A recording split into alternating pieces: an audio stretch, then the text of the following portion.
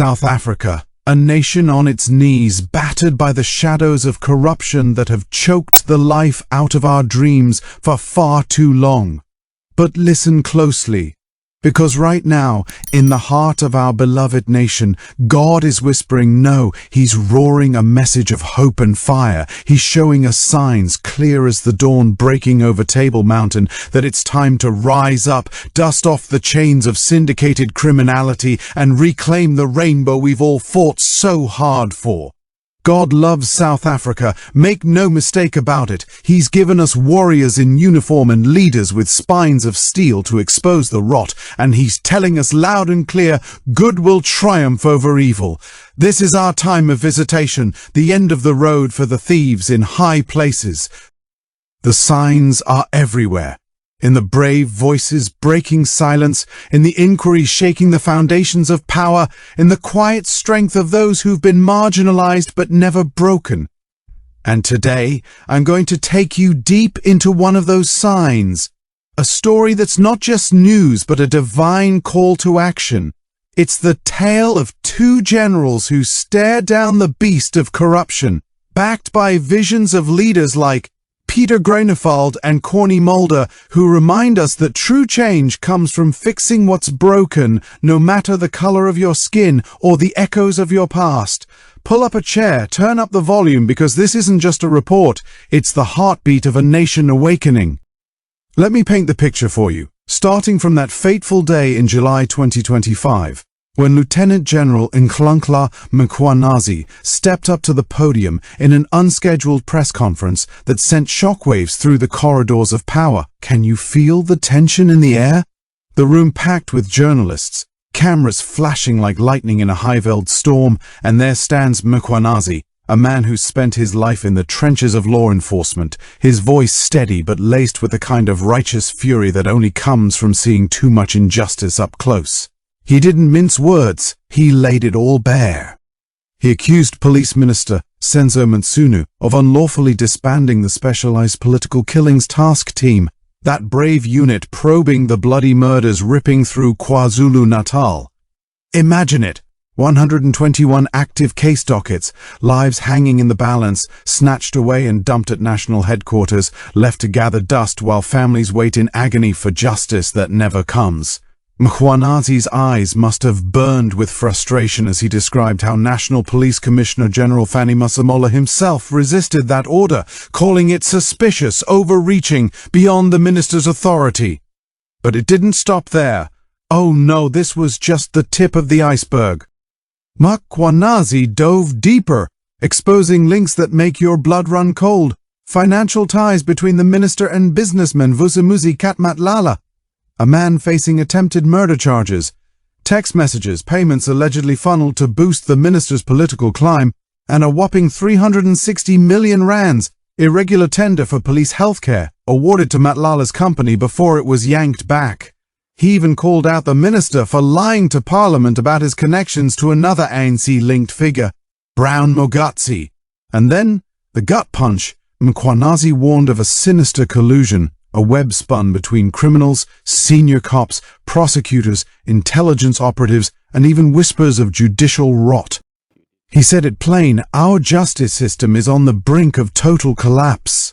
You can almost hear the collective gasp from the nation, the mothers in the townships clutching their children tighter, the farmers on the Platland wondering if anyone's watching their backs. This wasn't just whistleblowing, it was a cry from the soul of a man who'd had enough. A sign from God that the hidden sins of the powerful are being dragged into the light. But God doesn't send just one messenger. He builds an army. Enter Lieutenant General Dumisani Khumalo, the head of crime intelligence, a division that's supposed to be our shield against the darkness, but had become a playground for the corrupt. Khumalo appeared before the ad hoc committee in Parliament, and his testimony? It was like pouring petrol on Mkhwanazi's fire. He corroborated every damning detail, laying out a chronological bombshell that left the committee chair nodding in grim acknowledgement. This has assisted us tremendously, the chair said, noting how Khumalo's words revealed new faces, new twists in the tale. Feel the weight of that, South Africa. These men, Mkhwanazi and Khumalo, aren't just cops, they're human beings with families, careers on the line. Khumalo himself was arrested in June 2025 on fraud charges tied to an appointment in his division. He calls it retaliation, payback for standing against the interference. Can you imagine the fear, the isolation, waking up knowing you've poked the bear, but doing it anyway because your conscience, your faith demands it? If they'd heard him sooner, they admitted, their questions to other witnesses would have been sharper, fiercer. Khumalo didn't hold back. He named names, exposing the Big Five, a criminal cartel tangled in murders, drugs, kidnappings. Matlala and Katiso KT Molefe right at the heart of it. And inside his own ranks, chaos. He found crime intelligence in free mode, policies outdated, state resources misused, illegal appointments of mates and family. He faced pushback for trying to clean it up, stopping unlawful interceptions, and then the kicker, allegations of payments linked to Minister Mtsunu, routed through his chief of staff, Cedric Nkabinde. The Interministerial Committee on Crime Intelligence. Silent in September 2023, no briefings, no coordination, a gaping hole in our national security, leaving us all vulnerable. This is where God's love shines through. He's raising up these voices at a time when our nation is at a turning point. The parliamentary inquiry sparked by Mkhwanazi's presser, the Madlanga Commission led by a retired Constitutional Court Justice, President Ramaphosa suspending the minister, setting up probes that could rewrite our future. Public sentiment is boiling over, social media ablaze with hashtag #HandsOffNklenkla Mkhwanazi, awards honoring his anti-corruption fight. It's a sign, brothers and sisters, that the era of unchecked syndicated crime is crumbling. Good is winning, evil is on the ropes. And in this divine tapestry, God hasn't forgotten the minority voices, the white South Africans who felt pushed to the edges, their struggles dismissed in the rush of transformation.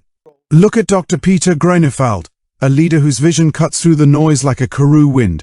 As Minister of Correctional Services, he's not just talking, he's doing.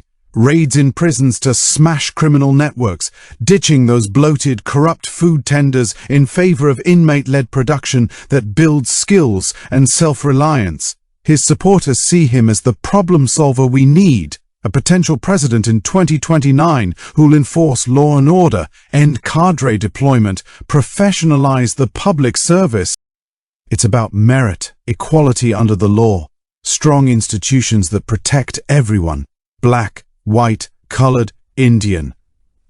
No more political protection for crooks, no more empty promises. Groenewald's push for vocational training, rehabilitation, its compassion in action, recognizing the humanity in even the fallen.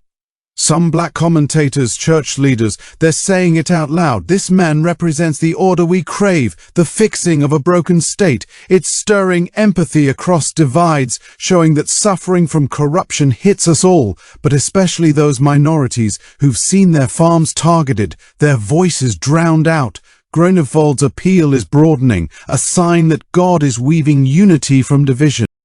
Then there's Cornie Mulder, another steadfast voice from the Freedom Front Plus, calling out the ANC's grip on the government of national unity. He insists on true multi-party consensus, not one-sided dictates.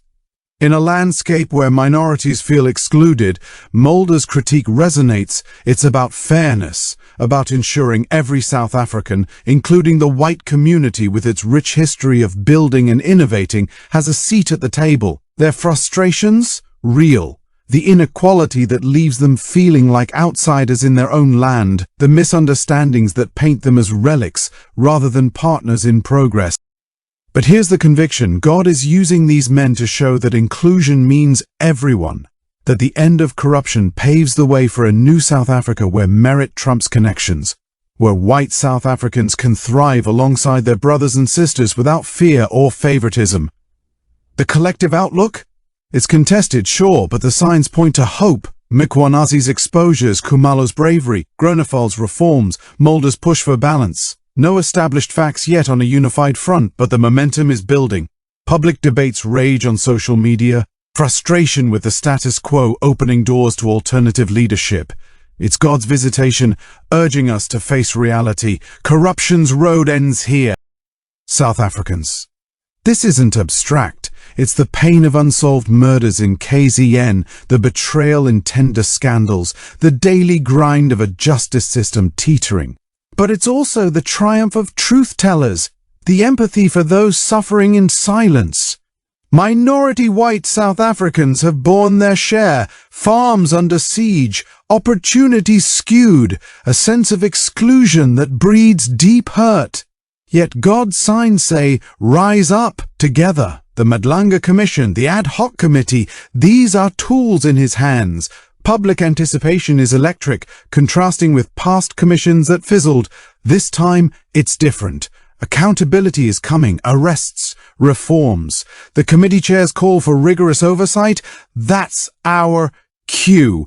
Good wins, evil flees. This is our moment. If this story has stirred something in you, as it has in me, then let's keep the fire burning. Hit that like button if you're ready to see corruption crushed. Subscribe to join this community of truth seekers. Share this video far and wide so every South African hears the call. Drop your thoughts in the comments. What signs have you seen? Become a channel member or send a super thanks donation. Your support fuels more stories like this, amplifying voices that the powerful want silenced, ensuring the struggles of all South Africans, including our white minorities, are told with heart and courage. Together, we're unstoppable. God bless South Africa.